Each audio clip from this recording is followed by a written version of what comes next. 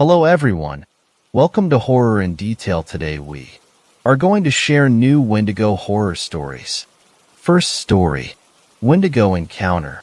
Hi, so this is my first post on Reddit. I just wanted to share this story and see if something like this has ever happened to anyone else.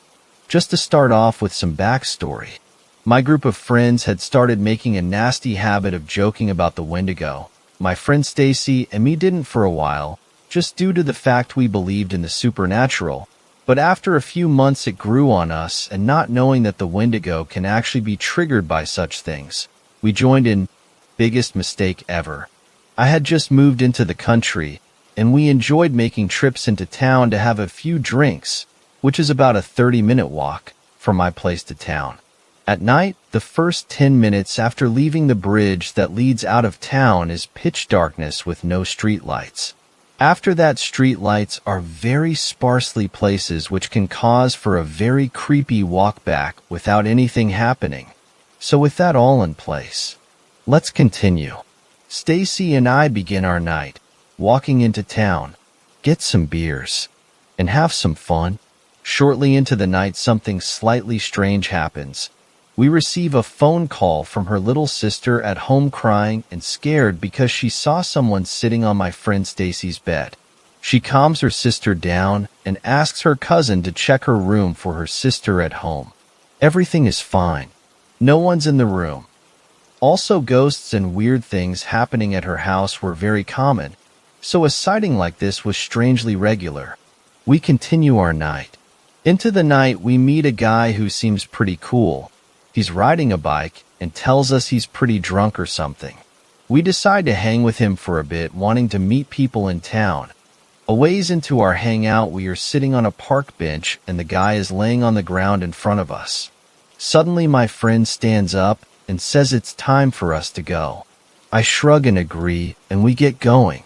After getting away from him, she tells me how the guy bit her ankle the day after she had teeth bruises on her ankle. Kind of flustered the guy would do that, we continue our walk out of town. Finally, we pass the bridge, which is our last source of light for the next 10 minutes. We turn on our phone flashlights, and we turn on some music, trying to ease the spooky feeling of being in pitch darkness in the middle of nowhere.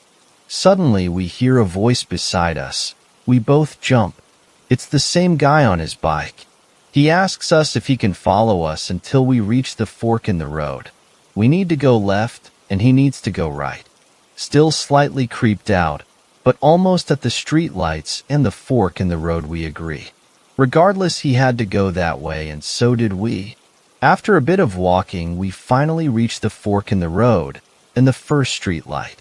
We sigh with relief, hoping he would leave. But he turns down our way instead of going the way he needs to go. Now at this point, we are thoroughly creeped out. We try to ignore it and keep walking, holding our breaths, wanting to reach the next street light, which is some ways away.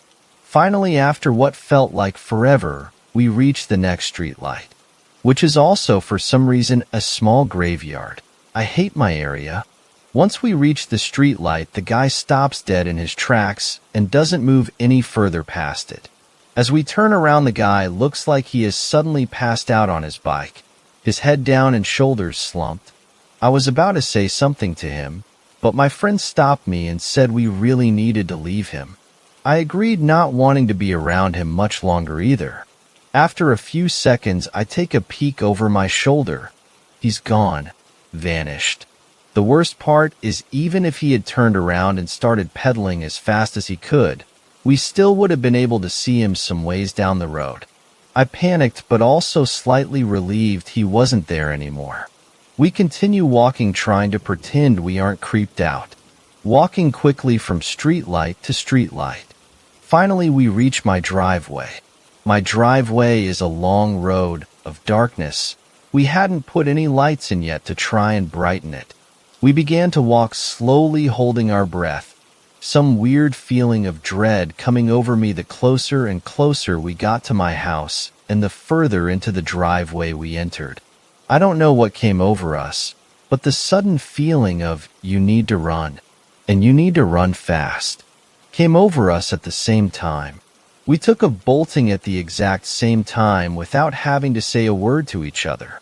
We got to my front door. I unlocked it quicker than I ever have before. We get inside. Just as I'm about to close the door, this hellish scream or growl, whatever the sound is, come out of nowhere. I could hear it getting close to the door and steps. I slammed the door closed and locked it and dropping to the ground in fear. We both sat there holding our breaths, scared to even breathe. Fast forward a couple weeks, me and my Stacy had forgotten about what happened. Suddenly it came up in convo, and we tried to find the sound we heard. Nothing worked. We looked up every possible animal, even animals that weren't likely. We spent an hour on this, until we decided to look up the sound of a wendigo. It was the only sound that fit perfectly. We don't joke or talk about it now. I hate to. Even writing this post made me feel scared to bring it up. Once again, this is my first post ever, so be gentle on me. Shocked. I just really curious to hear if anyone had something like that happen to them. I also posted the link below of the sound we heard. The sound is on the very first clip. Also, I apologize for the length of this. Second story. I found a fair in the woods. The story I'm about to tell happened last year while I was a camp counselor. I had just turned 21, which meant it was my final year. The thing I found in the woods was the most terrifying thing I have ever faced. I keep replaying the events over and over in my head to make sense of them, and for that purpose, the following recollection of events is told in present tense. I wrote it that way to help me feel like I'm back there, not because I enjoyed it, but because I hope to someday solve the mystery. Let's begin, shall we? I've been tossing and turning for an hour. I haven't gotten a wink of sleep yet. My chronic insomnia is back. Great. What can I do to get to sleep? The usual things of counting to 100 never works. If anything, it wakes me up further. Children are snickering nearby. I glare hatefully in the direction of my door. On the other side is the cabin where those brats are. They've been making noises for the past hour, whispering to each other, telling jokes and laughing. I lay on my back and close my eyes and stare at the ceiling. Get distracted. Relax. Breathe. But after an age of laying here staring into the darkness of my eyelids, I'm still laying here staring at the darkness of my eyelids. Bigfoot don't eat oars. A little boy exclaims in indignation. I've had enough. Snapping my eyes open, I sit up and put my slippers on. Then, still in tank top and shorts, I storm out of my pathetic cabin and cross the mere 6 feet to the boys' cabin. I open the door and stick my head and shoulders inside. Everyone instantly goes silent, and I see several of the boys drop back into their sleeping bags and close their eyes. Little pretenders. Shut your privileged little troll mouths. I glare around at the room. Brats. It takes all of my willpower to not drop an F-bomb in there. Still glaring, I shut the door shut and storm back to my bed. Maybe now I'll finally be able to go to sleep.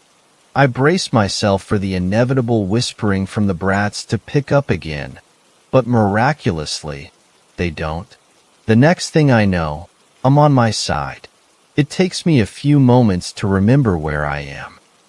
My cabin. It was still dark. I breathe a sigh of relief. I must have finally gotten a little sleep. Don't do that. You'll wake her. I tense. The boy's voice is coming from right next to me. They're in my cabin. Don't worry, we won't wake her, another boy replied. I just needed to make sure she wouldn't wake. See, she's fast asleep. Come on, let's get to work. I close my eyes. Whatever prank they're about to do is going to be nasty, but I don't want to stop them before they start. No, now I'm angry and I want to know exactly how much these obnoxious brats deserve to get punished. On her shoulder first, just in case. What are they going to do my shoulder? I feel little kid fingers on my shoulder, then something crawling down my arm. It's small, some kind of insect. Ugh. Now I have some sort of insect crawling on me. I am tempted to wake up to brush it off, but I don't. Dropping insects on me isn't as bad as what I thought they were going to do. I had pictured something like spreading honey on my feet, cutting my hair, maybe even dragging my mattress out to the lake, which really would have gotten them in trouble. Another. A few more small insects get placed on my shoulder. Put some in her hair. No way. I wasn't allowing an insect to go in my hair. I give a soft moan and, with my eyes still closed, tightened my pillow around my head, protecting most of it. Both boys are silent. One of them is breathing nervously. "Okay, close call," says one of them after a few moments pass. "No hair. We'd have to move her hands holding the pillow, and I think that would wake her. Here, better idea. Better. The fingertips of one of the boys runs down the edge of my right tank top strap. Next thing I know, at least 2 insects are walking in that area. Hey, what's that letter written on the tank top over the front of her chest? I think it's anarchy or Antifa or something. You know, kind of makes sense with the way she insults us.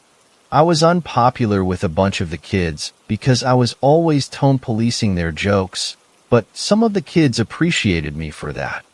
I open my eyes. The first thing I see is the dimpled, freckled face of one of the boys, just a foot away from mine.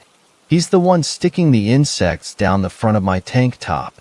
The mischievous smirk on his face is replaced with a look of fear as our eyes meet. "Get the fuck off me." I shove him backwards and sit up. "Ah!" The boys scream. I stand and begin brushing the ants off my arms. "We're sorry."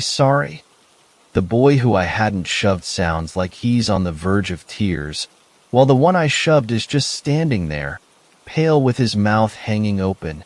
"You two are in so much trouble," I growl, but then a searing pain goes through my arm. "Gaa." I grab at the spot on my arm where I felt the pain, and then I feel it in my chest, even worse. Ooh. It's so painful that I give out an involuntary grunt of pain, and then my entire chest area is feeling the same biting sensation again and again. Ooh. Help. The ants are biting me. I pull an ant from my shoulder and toss it on the ground. Wincing through the pain and tears, I reach into my tank top and pull a long stick covered in honey and fire ants from between my breasts. I distort my face in disgust and throw the stick to the ground. Both boys are laughing. One of them, the one I shoved, is recording with his camera. "Fire ants rock," he shouts. He blows a raspberry in my face, then shouts, "Come on, let's go." They run out of the cabin. "You brats are so fucking dead." I put on my slippers and run after them, but they've already hidden. A large bug jumps on my shoulder. "Gross," I shout, swatting it off. And that's when I see it. A red balloon with blue lines going through it, shining brightly. It hovers at the edge of the camp. The balloon begins to move away. It's going over some bushes. Now it's going back into the trees. Not so fast. I walk after it briskly. As I approach, I notice the red lines seem to be moving on their own inside the balloon. For some reason, they remind me of a heartbeat, or a fetus. As I approach, it begins to float away faster. I increase my speed until I'm jogging. "You're not going anywhere, bitch." I shout out, ducking around a tree branch and ducking under another as I struggle to keep the balloon in my line of sight. It's floating fast, only a little faster than I am running. I increase my speed, cursing as some sharp fur braces my bare leg. I can't let this balloon escape. "Yo!" I call out. "What the fuck are you, anyway?" It quickened its speed. Cursing, I grit my teeth and have to slow to avoid getting tangles in a bunch of burr plants. Something darted off to the side, probably a deer. The balloon vanished behind a thick cluster of dead trees. There are no leaves in them. I should be able to notice if the balloon was glowing on the other side, but it isn't. Wondering if it popped itself against a branch, I make my way to the dead trees and make my way through them. It is like I stepped into another world. It is still night, and there are trees behind me, but that's all that remains the same. There are no trees in front of me, only a wide plain of tall grass and a brightly lit carnival of tints stretching far as I can see. What the hell?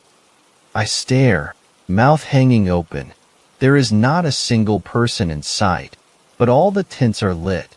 A Ferris wheel towers over all the tints. Tracks, probably for a roller coaster, are suspended high above the carnival tints by metal poles. I can't help myself. I have to know what is going on. So I approach the tints, transfixed despite my apprehension.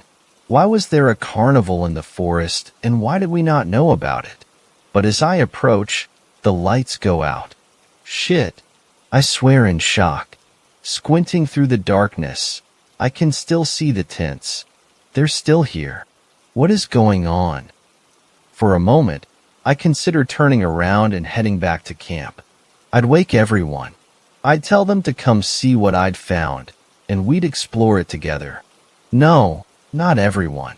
This might be dangerous. Who knows how many of these rides are even properly maintained and safe to ride? The kids would stay behind, but some of us counselors would explore and try to find out what the hell was going on. What if it's not here when you get back? What if it vanishes the moment you step away? I didn't believe in ghosts or anything supernatural, but this carnival in the woods and the balloon I'd been chasing, that was right out of a horror movie. Did all of this have a logical explanation? If this was supernatural, then it must be meant only for me, at least at this moment, and if I leave, it will probably vanish and not be there when I'm back with other people. I had this strange, terrible feeling that I would never, ever find this place again if I turned around and walked away. That's stupid, I tell myself, but I'm not convinced. There is no such thing as magic. I tell myself that repeatedly until I have reassured myself. No, this place isn't magical. It's just a carnival in the woods. There is a logical explanation. As for the lights going out right when I was approaching, that's just a freaky glitch. Maybe the lights can sense movement, like the lights some published bathrooms and apartment complexes had. And since they're broken, they turned OFF instead of on like they were supposed to when a person approaches. Alright, that's one supernatural thing debunked, I say, out loud to reassure myself. I nodded. Now what about the balloon? Well, the wind was blowing. It was just blowing it away from me. And those red veins moving inside it were just light sticks. There was in fact a gentle breeze that night. It was giving me goosebumps just standing there in my tank top and shorts. BRR. I start rolling my shoulders to warm myself. But why was there a carnival out in the woods to begin with? And why hadn't we ever seen it in our years at camp? Well, second one is easy. It's new this year, I say, rolling my eyes. Duh. Wow, I'm such a freak arguing with myself. But as for why there was a carnival out here to begin with, okay, that was more than a little odd. But now I've already proven that everything else weird has a logical explanation having absolutely nothing to do with the supernatural. So, this last part of the mystery also had to have a logical explanation. But still, there might be a grain of truth to the idea that I won't find this carnival again if I go back. I'd been running for a few minutes after that balloon, and I was never a good tracker, unlike all the other counselors. I was the only one who could still get lost out here. I might not be able to lead everyone back to this place, though surely something so big couldn't be hidden forever. It would be found eventually. I was going back, but first, I would find something inside the carnival and bring it back as proof. Something that no one would be able to accuse me of packing from home. It would be something interesting, something big, preferably, but not so big I couldn't carry it. Not sure what it would be. Maybe one of the lights or a billboard. The haunting howl of a wolf pierces through the night. It's not coming from the carnival. It's coming from the woods. Another howl answers it, and soon the silence of the night is overcome with a pack of howling wolves. Okay, that's enough to make me want to return to the safety of the cabin. I didn't want to be torn apart from wolves. But just as I'm about to turn back, one of the tints in the carnival turns on again. Huh, I exclaim. It is not one of the tints at the edge. It looks like I have to pass around 40 tints to get to it. It's pretty deep in, and it looks larger than many of the other tints. It is lit up with red and blue lights that look as if they are moving in a circle around the edge of the tint. I squint towards the tint. Hovering in the center is the balloon with the red veins. It's just hovering. Oh, I know what my little souvenir is going to. I say with a small laugh as I begin to make my way into the carnival. I passed all the dark tints, barely hearing a noise at all from any of them until at last I had arrived at the big tint. I soon realized that it was not just one balloon. Every one of the lights that had lit this tint up was a balloon. That's why it looked like they were moving in circles around the tint from the distance, because they weren't stationary lights. I stare in wonder at the balloons. None of them are attempting to escape now. Of course they're not. Idiot. The first one wasn't trying to escape either. That was just the wind blowing it. I don't have a good explanation, though, for why they're behaving like how they are now. There are around 6 of them, not including the one hovering inside the open tent, and all 6 of them are moving rapidly in a circle around the tent. Must be some magnetic field, I mutter, though I don't really know much about magnets. I approach the circle of balloons, and they float up lightning fast to hover high in the air where I can't reach them. They continue to circle the tent, illuminating the ground below and flashing neon reds and blues. Only one balloon is left, the one hovering still inside the entryway of the tent. Its blue veins pulsated. I approach it carefully. I'm planning to grab it. It's not going to escape me. I will pop it as soon as I grab it. A voice booms loudly over speakers. Ladies and gentlethings. Gah. I whirl towards where the sound is coming from. It's coming from 2 speakers hanging on the ceiling of the tent. I present to you the big titty gothic bitch. The balloon zooms into the tent and flies to the ceiling. It illuminates the entire inside, and I see the big titty gothic bitch the loudspeaker was referring to. There is a life-sized, hyper-realistic cardboard cutout of a teenage gothic girl. She was thin and beautiful. All her clothing was black. Her petticoat stops just short of her knees and was frilly with lots of lace. She wore black stockings that went all the way up her legs, vanishing into the petticoat. Her heart face shaped is unnaturally pale because of makeup. She has almond-shaped eyes with a slight tilt, and her nose is small. Her eyebrows are thin and well-plucked, and she has a pair of thick, pouty lips. I know what I'm going to bring back to camp. Big, titty gothic bitch. The annoying voice shouts again. Who's there? I shout, turning my head all directions to see who is talking. But I can see no one. Just a recording. I triggered it when I walked in. I mutter. I turn my attention back to the gothic cutout. Her boobs aren't so big. I exclaim. They look perfectly normal to me. If you kill the bitch, you get a price. Shouts the voice again. I then notice the tray of darts resting on a counter separating me from the cutout. Ah, so it's one of those games. Piece of cake. I'll puncture you, and then I'll take you back. Maybe I would be able to puncture the balloon too. I am surprised at how sharp the darts are. I could easily cut myself on them if I wasn't careful. I aim. You want to see a real big titty bitch? I say to the cardboard. You're looking right at her, and she's not goth. Have some, bitch. I throw the dart. It hits her in the forehead. Blood squirts out. It quickly trickles down her forehead. What the fuck? How did they get fake blood? Probably paint of food coloring inside a cardboard cutout. It probably had little bags of liquid on the other side that I couldn't see from behind the counter. Smirking, I pick up another dart. But I pause. The expression on the cardboard cutout has changed.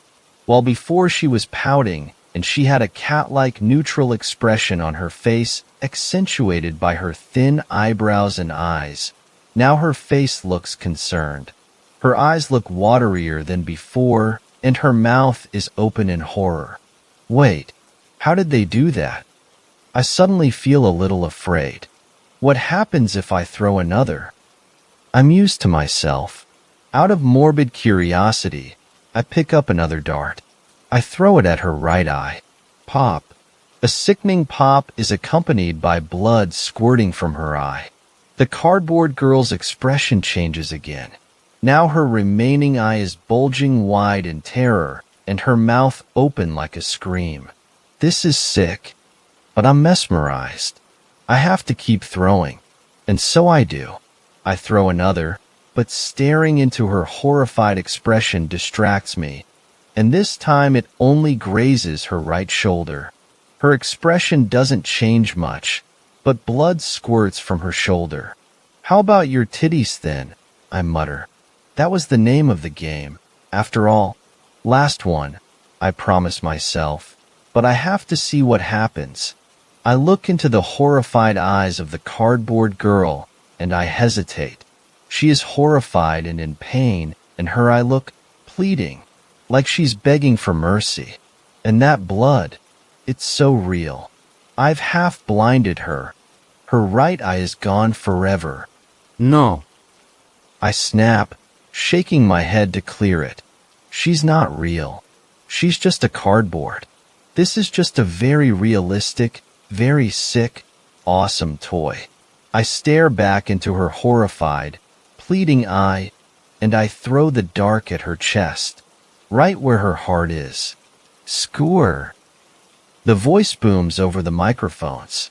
The bitch is dead. Blood is flying everywhere. It gushes out of the cardboard's chest like a waterfall, only it doesn't stop. It flows and it flows. More blood than any person could ever have. Intestines are coming out, long wiggly worm-like things. Body organs are spilling out of her stomach, and the piercing cry of a girl echoes through the air. The cardboard girl is screaming, screaming without moving her lips. She topples to the ground behind her, only she's floating, for the blood is so high that it is flooding the entire chamber, and the scream is getting louder and louder and louder. I scream, what the hell? I turn and run as fast as I can out of the tent. All of my self-assurances that there is nothing to worry about, that there is nothing supernatural are gone. I run, arms pumping back and forth, running faster than I've ever run in my life before. I have to get back to camp. I have to get out of here. Her terrified screaming is still echoing in my ears. I can still picture her, body organs spilling out as she drowns in a lake of her own blood. What the hell is this place? Something is following me. I can hear it, running through the grass, pounding on the ground behind me. And then I'm toppling to the ground. Oomph! Pain ripples through my forehead. I'm bleeding. I put my hand to my forehead, and I realize that horror that there is something sticking into my scalp. Then the pain gets worse. Much, much worse. I can't think. I bend over, screaming and clutching at my forehead. No, not like this. Please, not like this. Struggling just to breathe. I reach up towards my forehead with both hands and try to pull it out. Ah! I shriek as it comes out. blinking through tears and blood. I see I'm holding one of the darts from the tent. There is only one other thing I see before I am blinded. A humanoid shape approaching, eyes glowing yellow. It is holding a box of darts. I throw myself at the shape, planning to knock it down and wrestle the darts away. The shape drops the box and opens its arms wide. A balloon floats above its head, illuminating every detail. I scream, but it is too late to stop my tackle. My mind shudders even now as I look back at that thing and try to describe it. I refuse to describe it. Just know that it was humanoid and it the worst thing you could ever see. I ran away after that, and soon I was back at camp. Nobody believed me, of course. They all went to look, but no fare was ever found. I was fired for yelling at the two boys, and I can still remember them blowing raspberries at me the next day as I got into my energy-efficient truck to drive away. But my mind was still thinking of the fair in the woods, and I wondered what dark things were happening there. I determined to come back to investigate, but so far I have not mustered the courage. Third story, The Thing in the Woods. I've been dying to tell this story, though I know no one is bound to believe me. I don't even want to tell my parents in fear that they'll stare at me in disbelief and think that I'm crazy. So, here I am, anonymously telling it to a group of strangers in hopes that someone will believe me and give me some peace of mind. It started out a few months ago when we moved into our new home. I grew up in a rural community, but there were plenty of neighbors and mostly fields around, no woods. Given that I am the youngest child, my parent waited until I was done with high school to move, as to not affect my already established life. Although we had always lived in a small, rural community, my parents were ready for something a little more secluded, something with a lot of acreage, woods, and a place to shoot. They put my childhood home up on the market and soon found their dream home, which is where I am currently and desperately writing this story. The house and the property are beautiful. It's a large, turn-of-the-century house facing 15 acres of land, the majority of which are woods and a nice half-acre pond. The best part, or so I thought, is that there are no neighbors within a mile of us. At first I really enjoyed it. Being out in the woods was very much a cathartic experience for me. It helped shed the stresses of school and studying. Being among the tall trees and the surrounding nature made all of my problems seem totally insignificant. So I made a habit of going on regular walks through the woods. As the weeks went on, I started noticing strange things as I went on my walks. I would find partially eaten deer scattered along the leaf-littered ground, accompanied by a putrid, rotting smell, which I attributed to the carcass in front of me. At first, I thought nothing of it. It was probably coyotes, I would tell myself. Other than that, I thought nothing of it. But starting carrying a gun with me on my walks in case I encountered the animal that was responsible for the carnage I saw in front of me. As the days went on, I started noticing more and more mutilated deer scattered across the floor of the woods, still accompanied by the rotting smell, which I again attributed to the animals. If the increasing number of mutilations weren't enough, I started to notice a change in the sounds coming out of the woods. What was once a cacophony of sounds was now mostly dead silence, minus the low, guttural growl that seemed to be becoming more prevalent, more pronounced, and more insidious each day. By this point, I had stopped going on my little walks. Gun or no gun, I didn't want to risk the chances of facing whatever was causing these events. That being said, my curiosity eventually got the best of me one night as I heard its growls. I decided that I was going to go get a trail cam and set it up out in the woods the following day, in hopes of finally seeing what was out there. The next evening, after work, I gathered up what little courage I had left and, camera in hand, went walking out into the very woods I had promised myself I would stay out of. I never did get to set up the trail cam. I lost it somewhere in the woods while I was in a panic, running for my life. I made it about 100 yards past the tree lines into the woods, where I decided to stop and set up the camera. I thought it was a good place to set it up, and quite frankly, I was too scared to go any further. After all, I wanted to spend as little time out there as possible given the ongoing events, and the fact that it would be dark soon didn't help. Already on edge, every creak of the wood and every crunch in the leaves sent me into a panic. Rushing to set the camera up, I drop it, sending it to the leaf-ridden ground with a thud, murmuring under my breath, cursing myself for being out there. I bent down to pick the camera up when I started to smell that putrid smell of rotting flesh again. I carefully looked around, checking my surroundings to see if anything was out there. I could feel something watching me, but I couldn't see anything. Just as I was finishing picking my supplies off of the ground, I heard that low, guttural growl again, as well as the snap of a branch to my right. I quickly turned, seeing a human-like creature standing there, staring at me. I was completely frozen with fear. It had human features, standing on two legs, and it had feet and hands. The two things that threw me off, however, was the fact that its skin was charred black, as if it had been burnt in a fire, and, most disturbingly, it had no upper or lower lips. Although mostly bald, a few thin, straggling hairs stuck every which way out of its scalp. Its sharp teeth were hanging out like hypodermic needles. With the absence of lips, its raw, red gums hung out in the open. Thick strings of what appeared to be saliva dripped off of its chin in a persistent stream. For one single, brief moment, the world around me seemed to stop. I quickly went through options on what to do. There were really only two viable options. Either stay exactly how I was and get attacked and most likely killed by this thing, or I could get the fuck out of there. I chose the latter. I quickly scrambled to my feet and ran as fast as I could, throwing my camera, in vain, at the creature behind me.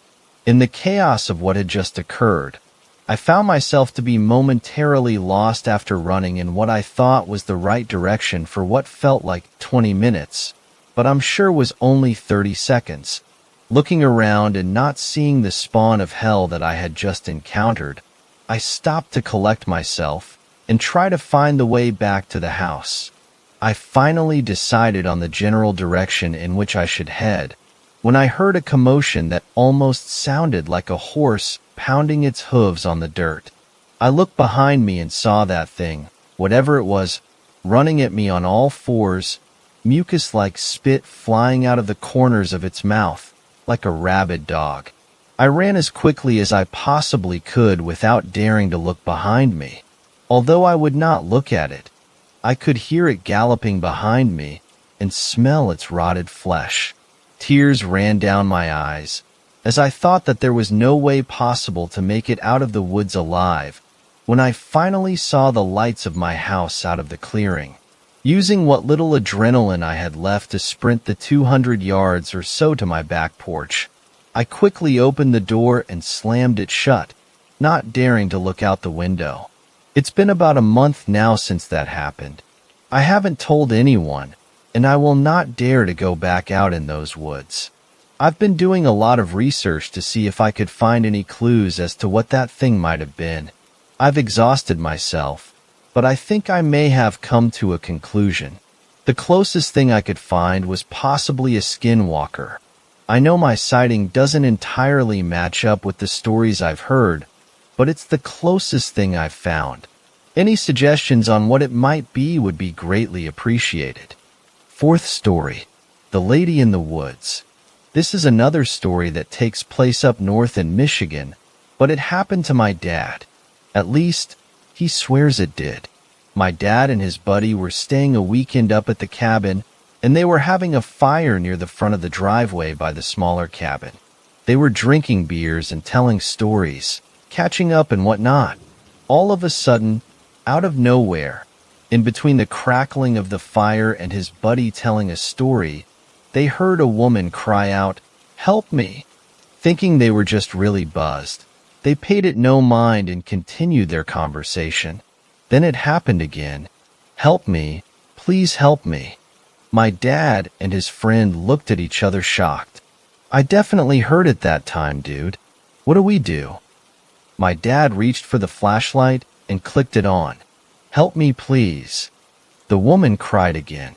My dad shined the flashlight around the woods, trying to locate the woman. "If you can see us, come towards the light. Come towards us."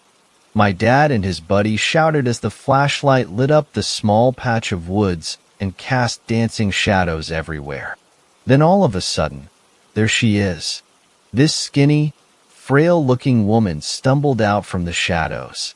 She was covered in blood and her hair was matted. Her dress has been sliced apart. My dad got a sinking feeling in his stomach. "Oh my God, are you okay? What happened? How can we help?"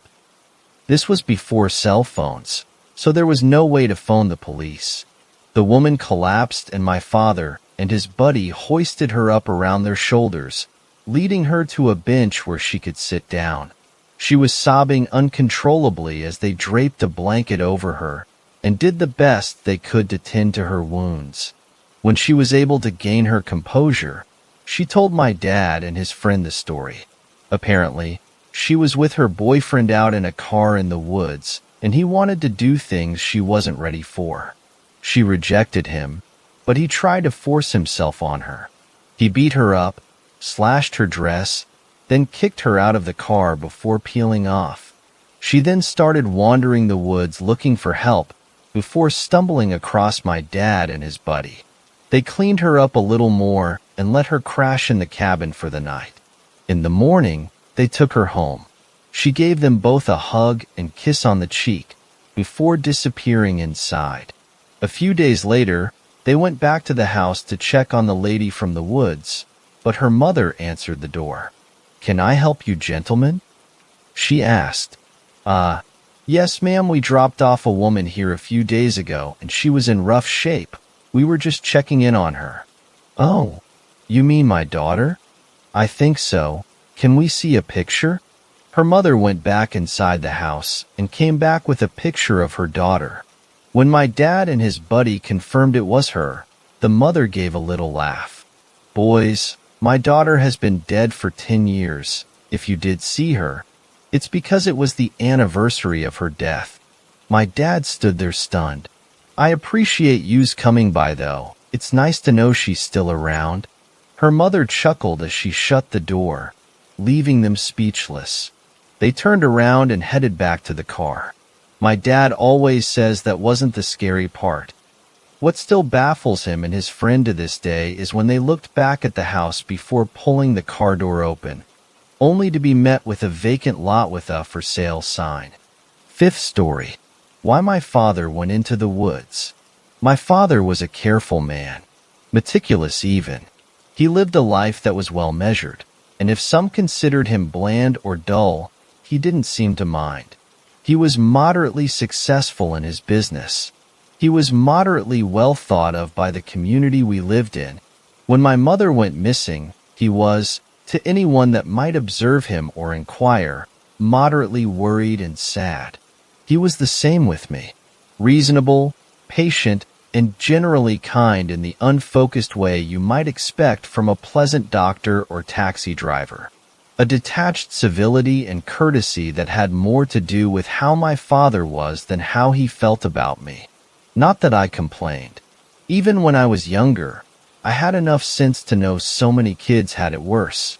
When my mother was around, they got along well enough, though he seemed to feed her the same brand of love as me, a bland, almost flavorless thing with an artificial aftertaste. I was 12 when she disappeared, and as much as I missed her, I was somewhat preoccupied by what would come next, because I had known for some months that occasionally, just every few weeks or so, my father would go out into the woods. It never occurred to me to follow him or to even question internally why I didn't consider doing so. My fear of my father was like background radiation, invisible but ever present since I was old enough to understand that something was wrong, eating and mutating me slowly enough that I never stopped to wonder if everyone lived so tight with tension and foreboding, perpetually waiting for the other shoe to drop. When I saw him going into the woods one winter afternoon, I wondered if the time had finally come. He never went into those woods. He wasn't the outdoorsy type, as he was quick to point out as he pulled his lips away from dry, polished teeth and nod in that precisely affable manner that he had, a mannequin making the motions of a real man. He was just home from work, but an hour earlier than usual, which was odd in and of itself. When he parked and turned toward the trees instead of the house, I couldn't help but watch from my upstairs window, heart beating a little faster as a voice whispered to me that this was it. This was it. He was starting to unravel, and now we were going to see the thing that lay behind those placid smiles and cool pats on the back. The thing that made Mom flinch when she heard the door open at night and made me stay in my room when I was home alone with him. I was terrified, but also relieved, because at least it would be over. Except it wasn't. He went deeper into the woods until I couldn't see him, and after an hour I gave up watching. When he came inside later that night, we didn't comment on his lateness, and neither did he. I went to bed half expecting to wake up to screaming, or not at all. But no, everything was fine. It was the same, except that occasionally, just every few weeks or so, my father would go back out into the dark that lay between the trees. That continued until my mother vanished, and after a period of disruption where people searched and questions were asked, our lives went back to a form of normal. The dread I felt was constant now, but it was also an old and familiar friend by that point. I escaped to school or friends' houses when I could, and TV and books when I couldn't. For his part, my father left me alone past the threshold attention and affection he felt he needed to show. His trips into the woods continued as long as I lived there. As soon as I graduated high school, I moved out and across the state to college. I went home that first Thanksgiving and Christmas, but after that, I never went back. He didn't mind. He'd call to check on me once a month, always the first day of the month at 8 o'clock, and other than that, we never spoke or saw each other again. I went back home to see to his funeral and put his affairs in order, but nearly everything had already been done for me. He died in the backyard of a sudden embolism, but you'd think he'd known the moment he was going to go. Every corner of his life had been tucked and folded, lines even and corners crisp, much like the envelope he had left for me. It wasn't some heartfelt message of love or loss, and it wasn't a confession of some dark, secret life. It was just a single line, written in my father's small, neat script. It begins with the dreams. I rented a hotel room for the 2 weeks I planned to be back in town. The house just wasn't an option. I couldn't stay in that place again. Just walking in felt like putting my foot into quicksand, and I could feel the hands of that past me reaching up and grasping at me, hungry to pull me back down. So I slept in a hotel room that could have been like any other hotel room in any city in the world, somewhere far away. And for the first couple of nights, it worked. Then I started dreaming of the woods. I'd toyed with the idea of going into the woods since I'd gotten the call of my father's death. It had been years since I'd gone deeper in than the edge of the yard. I already spent most of my playtime away from home, and after I saw my father go there, it wasn't even a consideration. That was his place now, and whatever he did there, I didn't want to know about it. Maybe I would have just chalked up my dreams of picking my way between those dark and tangled trees as residual trauma dredged up by stirring the muck of my childhood. But on the fourth day, the day after the first of the dreams, the estate lawyer gave me the envelope with my father's last words. When I pulled out of the parking lot, I headed away from town and back toward the house. I was a grown man and I wasn't wasting another day being afraid of letting that strange man poison my life. My heart still hammered as I stepped into the woods, but I was determined. I could see the ghost of a trail ahead of me, and I followed it further and further, past a small creek and across a field to a deeper part of the wood that was thicker and swampier. The mud sucked at my shoes as I went, and the air was more humid, but also deathly still. I'd have expected insects, but there were none. Bird sounds or furtive motions beneath the strange plants that grew here, but everything was silent. I had the thought that I had stepped back in time, a frozen moment from some ancient swamp, oxygen-rich and teeming with unseen life. Life that was hungry and powerful, laying just beneath the black mud watching me perhaps, or suspended from the enormous boughs of the gargantuan trees that twisted overhead. The nightmare king of some dead dinosaur's forgotten memory, but somehow alive and ready to be remembered. I blinked and looked around. Where was I? What was I thinking about? My eyes fixed on the muddy bank I was standing in front of. In the middle of it, as though it had been excavated like a fossil, was the thing I felt sure my dream, and my father, had sent me to find. It was a brass fortune teller machine. I glanced around again. I had to be miles away from the house. How was that even possible? The woods weren't that big. Less than a mile and I should have hit the highway. I tried to swallow, but my mouth was too dry. My body felt desiccated and hollow, just bone and dry skin and terrible will as I walked closer to the thing half buried in the hill. It was 5 feet tall, all polished wood and brass, though the metal was tarnished and the wood had began to bleach and speckle after time in the wet and the sun. The top 3 feet were a glass cube containing the torso of a puppet woman dressed in a headscarf and gold jewelry. Her painted green eyes regarded me from beneath arched, knowing eyebrows that told of knowledge of things unseen. Above the glass, the brass arched into an arabesque roof framing a small sign of red and gold-stained glass. I couldn't read it at first, but then it lit up as a soft violin began to trill from a speaker grill below the fortune teller. I was startled, but I didn't jump or step back. I was transfixed. Looking at the red lettering of the glass, I read the words glowing there. The voice of Aradat. I did let out a small scream when the fortune teller began to move, waving metal arms over a glowing crystal ball resting in front of her. The violin picked up speed, growing louder and more insistent, the insectal trilling of some long-dead song. My skin prickled as excitement began to grow in my belly, spreading up into my heart and head, down into my groin.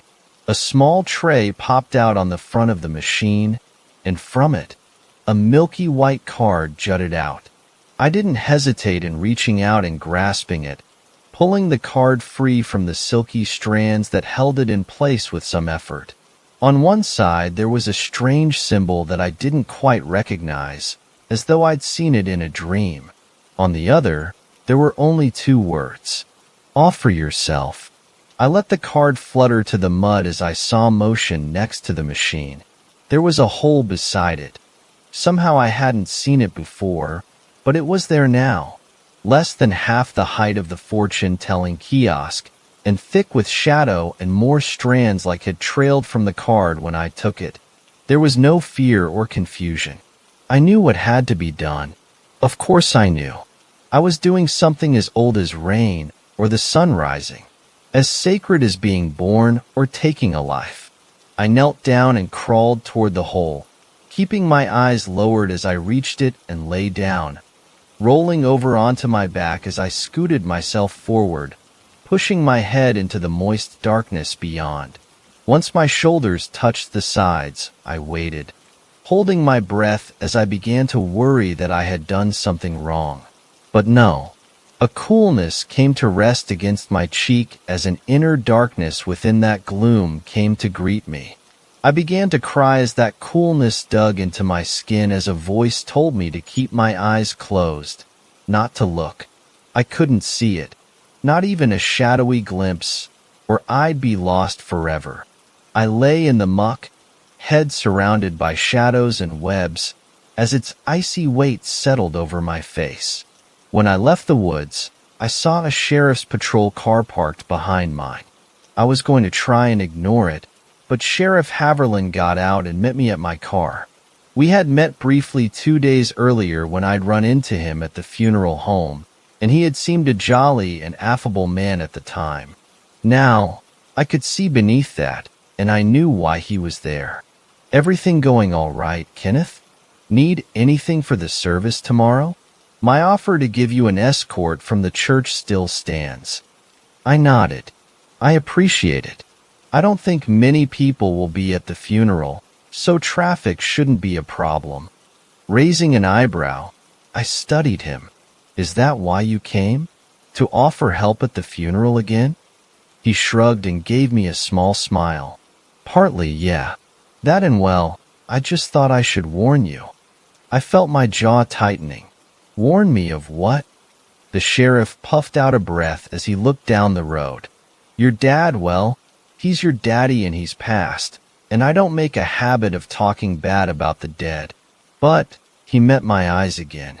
He was a strange man, and I'd be lying if I said me and others around here didn't wonder if he was up to more than he let on.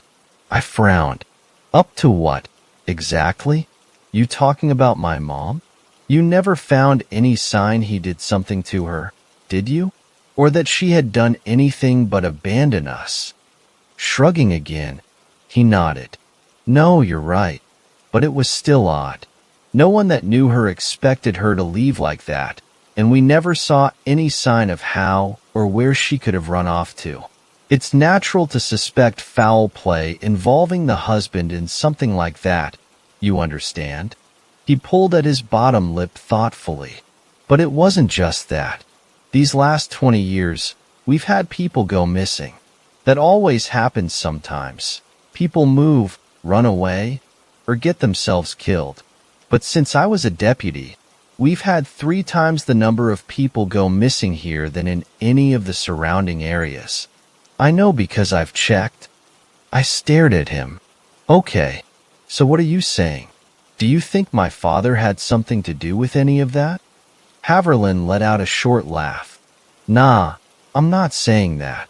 Though I admit I did wonder a few times over the years. He always gave me an odd feeling. Your dad. Nice enough fella, but I could never tell what he was really thinking. His smile fell away. You look like him, you know. I didn't see it the other day, but I do now. I glanced past him to the swaying green of the woods. I appreciate the sentiment and the offer of help, but I really do have a lot to do today. Was there more that you needed to tell me? When I looked back at the man, his face was troubled. Just, if you find anything going through your dad's stuff, things that don't belong or don't make sense, something that might belong to someone missing or, well, I don't know. Anything that feels wrong. He swallowed. If you find anything like that, let me know, yeah? I gave him smile, not too friendly or happy, but not too cool or hard, as I nodded. Sure thing, Sheriff. I'll be sure to do that.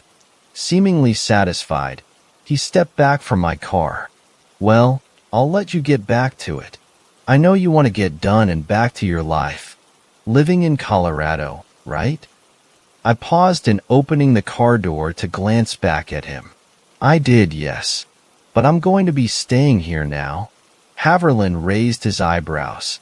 Really? I got the idea the other day you were hot to be done and on your way. What changed your mind? I studied him a moment. You know how it is. The past is a powerful thing.